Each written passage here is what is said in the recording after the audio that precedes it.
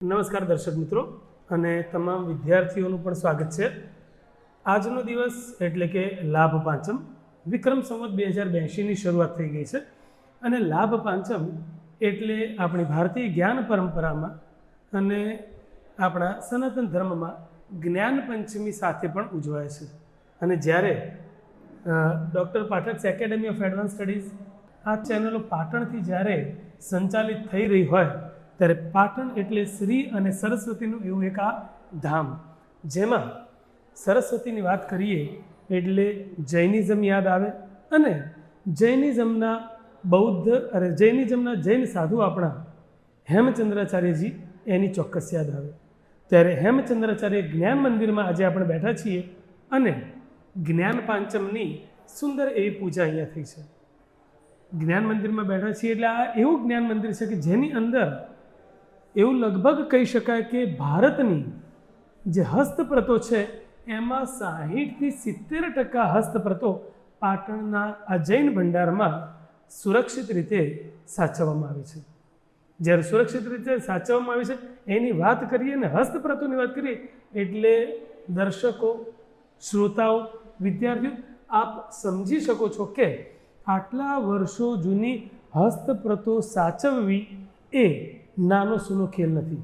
ત્યારે આ કાર્ય કેવી રીતે થઈ રહ્યું છે તો પાટણના જ જૈન શ્રેષ્ઠી અને જૈન અગ્રણી એવા યતીનભાઈ શાહ એ આપણી સાથે છે.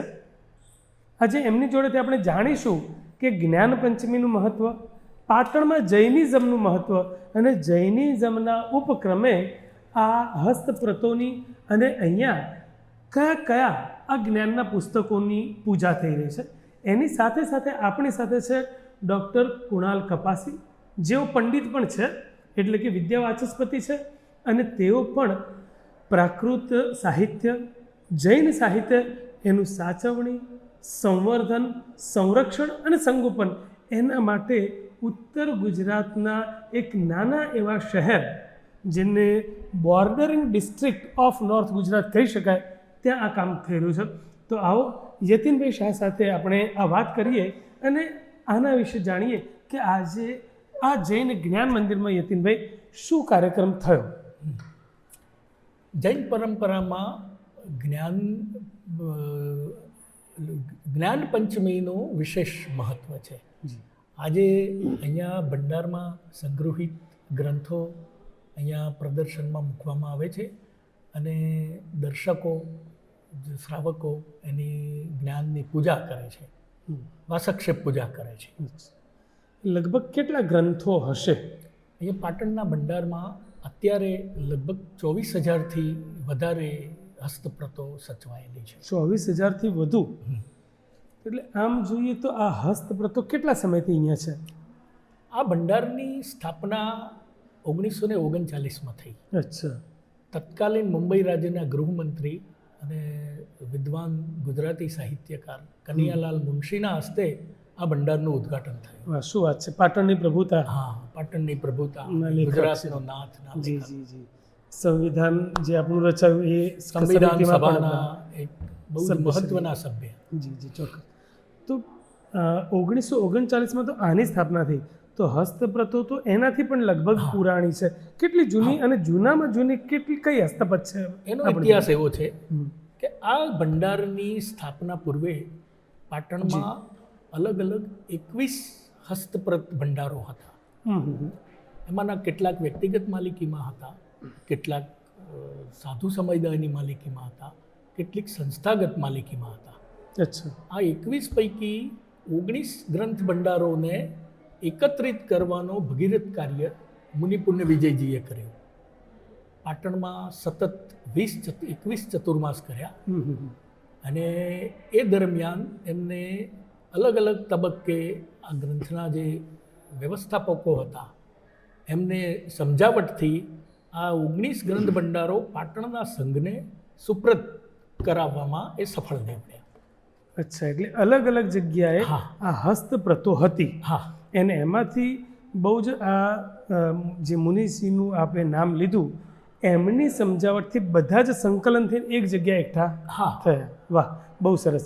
અચ્છા, અને આમાં જે આ હસ્તપ્રતો છે સમાજને કઈ રીતે ઉપયોગી છે? અહીંયા ભંડારમાં જે સંગ્રહિત ગ્રંથો છે એ વિવિધ વિષયો ઉપર છે. અચ્છા, એટલે માત્ર ધર્મ નથી. ના, એક સામાન્ય છાપ એવી હોય છે કે જૈન ભંડારોમાં માત્ર જૈન સાહિત્યના કે જૈન ધર્મના ગ્રંથો હોય, અચ્છા, પણ આ માન્યતા તદ્દન ભૂલ ભરેલી છે. અરે. વાસ્તવમાં આ ભંડારની જે કુલ ગ્રંથ સંખ્યા છે એમાં જૈન ધર્મ, જૈન ફિલોસોફી કે જૈન સાહિત્ય સાથે સંબંધ હોય એવી હસ્તપ્રતોની ટકાવારી કદાચ 22 થી 25% જ છે. ઓહો. બાકીનું બધું જ સાહિત્ય અજૈન સાહિત્ય છે. દાખલા તરીકે બૌદ્ધ ધર્મની લગભગ 2200 જેટલી હસ્તપ્રતો આ ભંડારમાં સંગ્રહાયેલી છે. અચ્છા.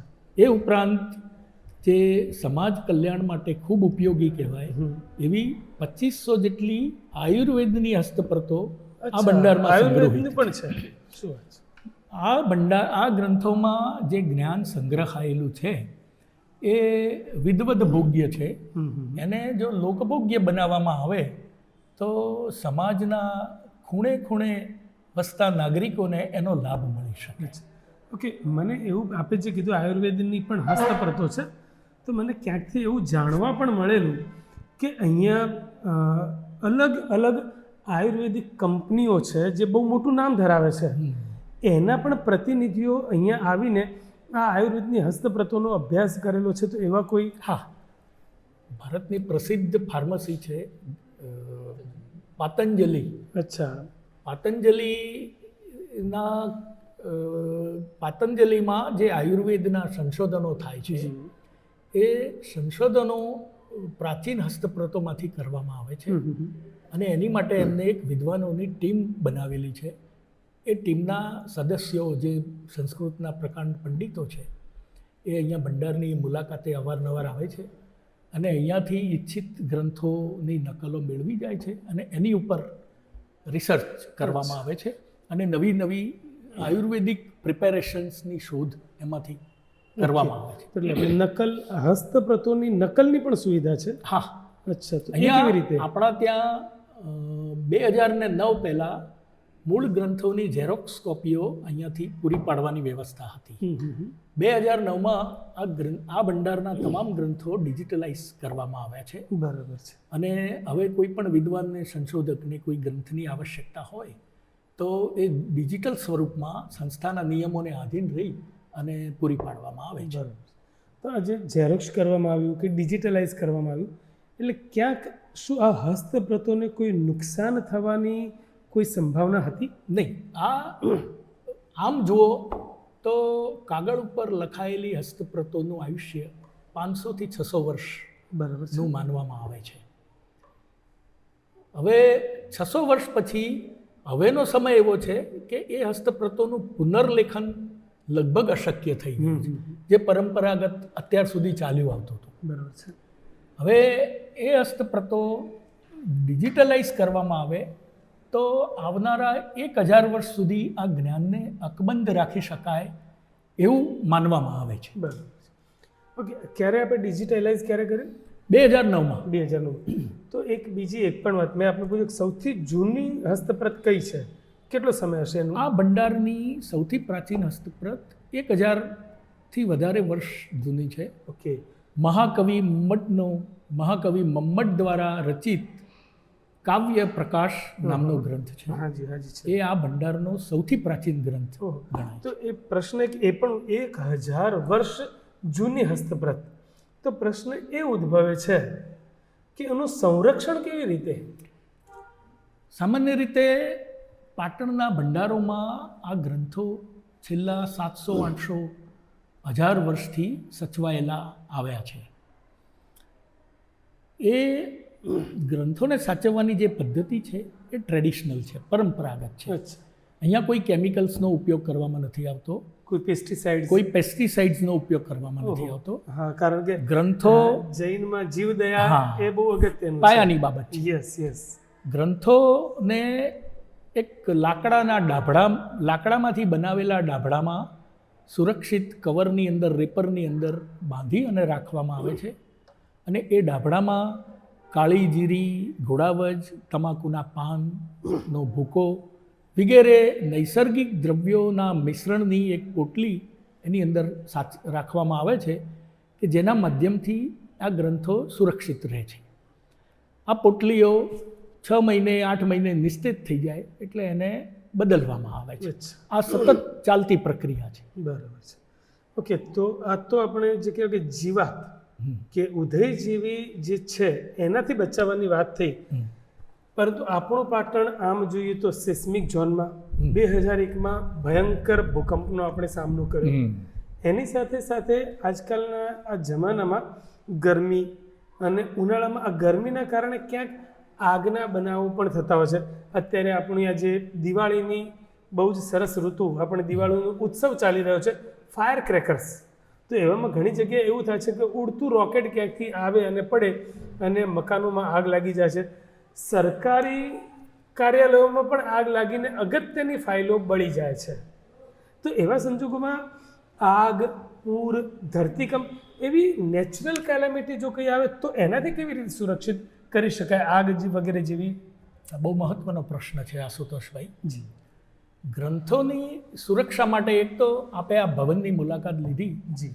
ભવનની પ્લિન્થ આપ જોઈ શકો છો, લગભગ 18 થી 20 ફૂટ ઊંચી લેવામાં આવી છે અને એનાથી લગભગ 3 ગણો નીચે પાયો એનો કરવામાં આવ્યો છે.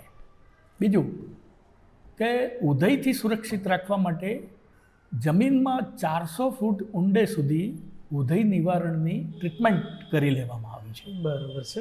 એ તત્કાલીન જર્મન ટેકનોલોજી જે ઉપલબ્ધ હતી એના આધારે આ વ્યવસ્થા કરવામાં આવી છે. હવે આ ભવનનું નિર્માણ થયું, એના સ્થપતિ એક જર્મન આર્કિટેક્ટ હતા જેમનું નામ જેસ્પર છે. જેસ્પર. એમને દિલ્હીમાં ભારત સરકારની પણ કેટલીક ઇમારતોનું નિર્માણ કરેલું છે. એ બહુ જ અનુભવી અને સુપ્રસિદ્ધ સ્થપતિ હતા.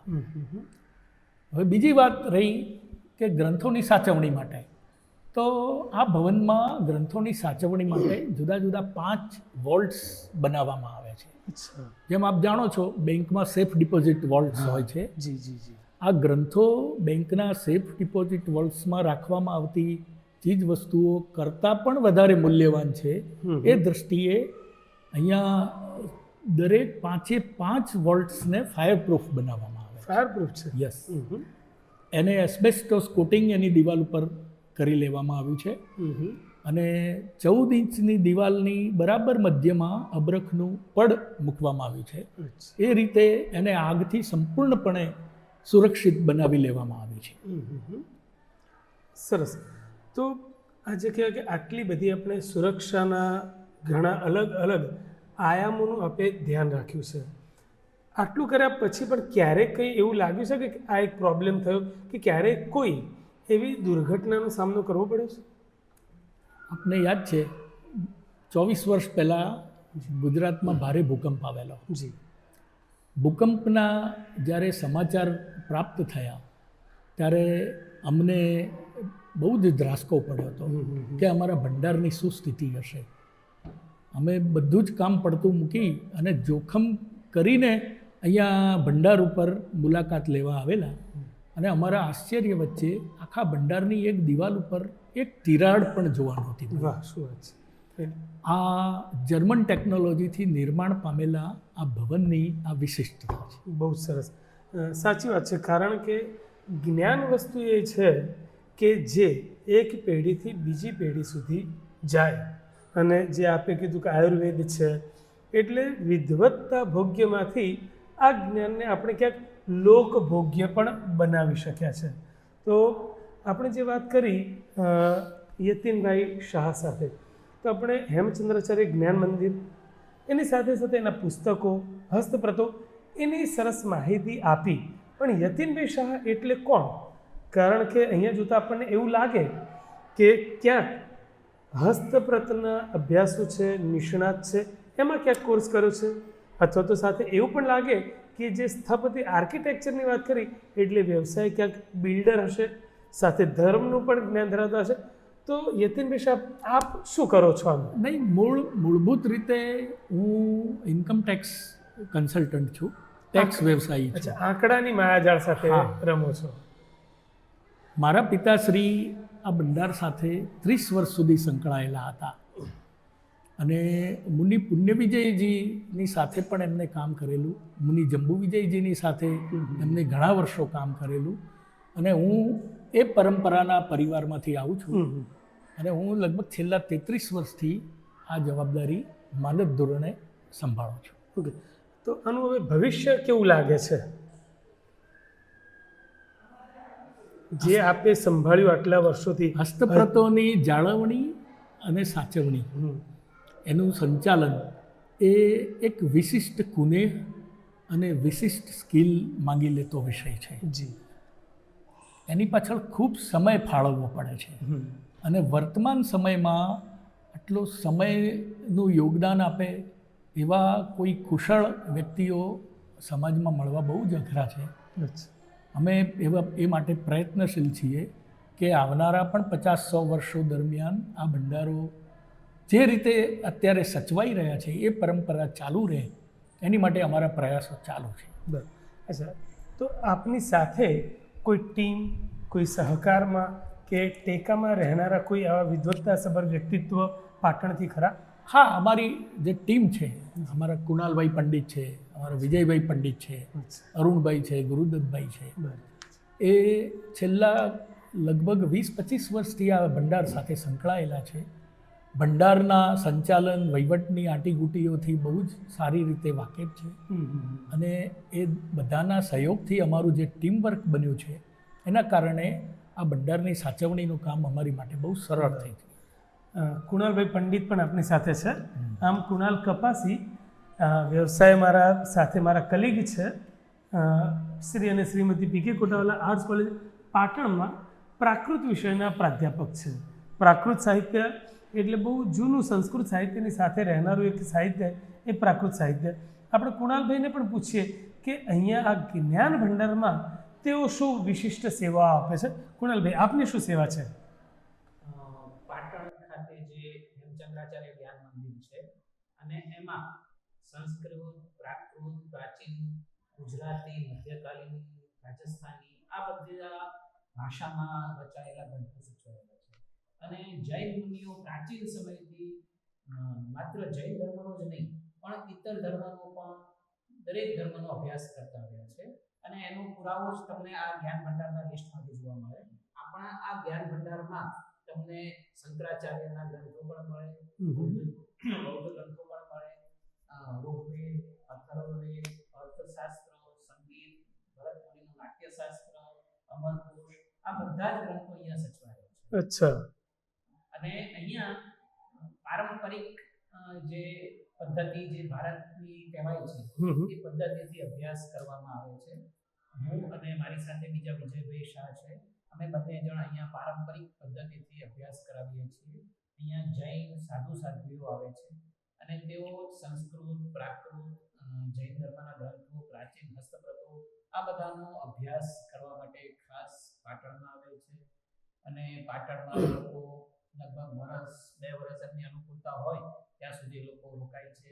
અહીંની પાઠશાળામાં અભ્યાસ કરવા માટે આવે છે અને દરેક ગ્રંથનો તેઓ અભ્યાસ કરી નહીં તો સિદ્ધાયન શબ્દાનું શાસન એનો અભ્યાસ અહીંયા આગળ થાય છે. જી.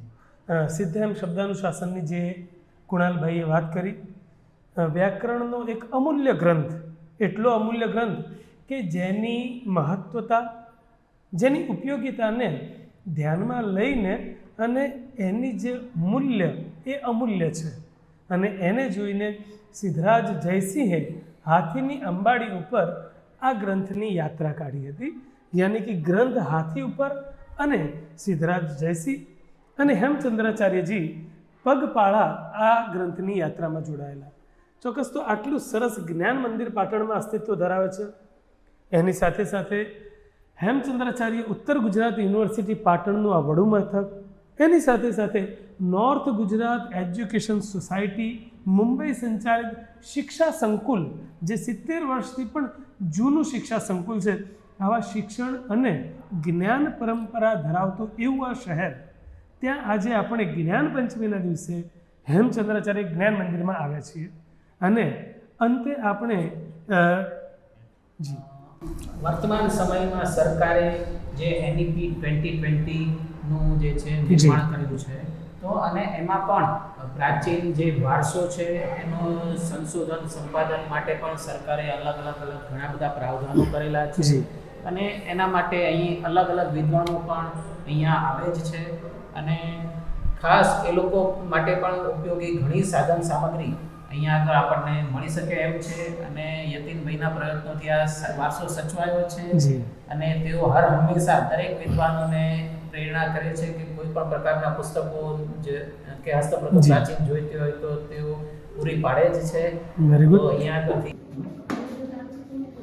આ સંઘ ભંડાર પાટણનો જે મૂળ પાટણનો અને આ સંઘવીપાડા ભંડાર, ઓકે, જે મેં આપને કહ્યું પાછળ જંબુ વિજયજીની પ્રેરણાથી આ ભંડારને પ્રાપ્ત થયું. બરાબર છે.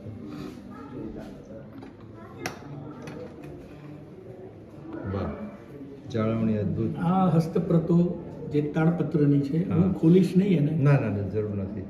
હવે એને કપડાથી બાંધવામાં આવે છે. લપેટવામાં. એ બાંધવાની કળા એવી છે હા કે એ યોગ્ય રીતે બંધાયેલો ગ્રંથ હોય, હા તમે એને કૂવામાં નાખી દો, 3 દિવસ પછી બહાર કાઢો તો ગ્રંથના પાનાને ક્યાંય પાણીનો સ્પર્શ ન થાય. ક્યાં બાત હે, અરે વાહ.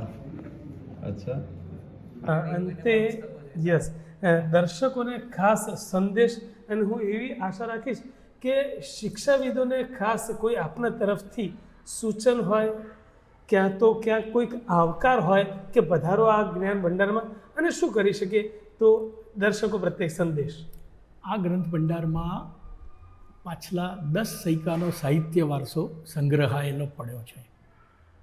હાલ સુધીમાં જોઈએ તો કદાચ 5% કે 60% પ્રાઇસ સાહિત્ય પ્રસિદ્ધ થયેલું છે. બાકીનું 92-95% સાહિત્ય અપ્રગટ છે. એ સાહિત્ય વિદવદ ભોગ્ય છે. પ્રાચીન લિપિના જાણકાર વિદ્વાનો જ એનો અભ્યાસ કરી શકે એ પ્રકારનું સાહિત્ય છે. અને એ સાહિત્ય વિદવદ ભોગ્ય સાહિત્ય લોકભોગ્ય બનાવવું બહુ જરૂરી છે. એની માટે સંસ્કૃત ભાષા અને લિપિનો અભ્યાસ અત્યંત આવશ્યક છે. અને એના ભાગરૂપે આ ગ્રંથ ભંડાર દ્વારા 1994માં મુનિ જંબુ વિજયજી દ્વારા સંપાદિત સિદ્ધહેમ શબ્દાનુશાસન વ્યાકરણ ગ્રંથનું પ્રકાશન કરવામાં આવ્યું છે, કે જેના દ્વારા સંસ્કૃતનો અને પ્રાકૃતનો અભ્યાસ એકદમ સરળ બની રહ્યો છે. વિદ્વત જગતને, ખાસ કરીને સંસ્કૃતના વિદ્યાર્થીઓ અને સંસ્કૃતના વિદ્વાનો, પ્રોફેસરો, સંશોધકોને મારું આહ્વાન છે કે આ ભંડારમાં પધારો. તમારી પસંદગી, તમારી અનુકૂળતા મુજબના ગ્રંથોનું ચયન કરો અને એનું સંપાદન અને પ્રકાશન કરો. એ માટે આ સંસ્થા તરફથી તમામ સહયોગ પૂરો પાડવાની હું ખાતરી આપું છું. Thank you very much. તો એ નોટ અને એ સંદેશ સાથે કે ન ચોરહાર્યમ ન ભાતૃભાજ્યમ ન ચ ભારકાણી વ્યય કૃતે વર્ધત એવ નિત્યમ વિદ્યાધન સર્વધન પ્રધાન. તો આ એક સુંદર સંદેશ સાથે દર્શક મિત્રો પાસેથી આપણે આજના આ એપિસોડ માટે વિરામ લઈએ છીએ. ફરીથી આવા જ વિદ્વત્તાસભર જ્ઞાન, ધર્મ, ઇતિહાસ, આધ્યાત્મ, વાણિજ્ય વગેરે વિષયોને લઈને આ ચેનલ ઉપર આપણે ફરીથી મળીશું. ત્યાં સુધી અમને અનુમતિ આપશો. સૌ સુખી રહો, તંદુરસ્ત રહો. શુભેચ્છાઓ. Thank you. નમસ્કાર.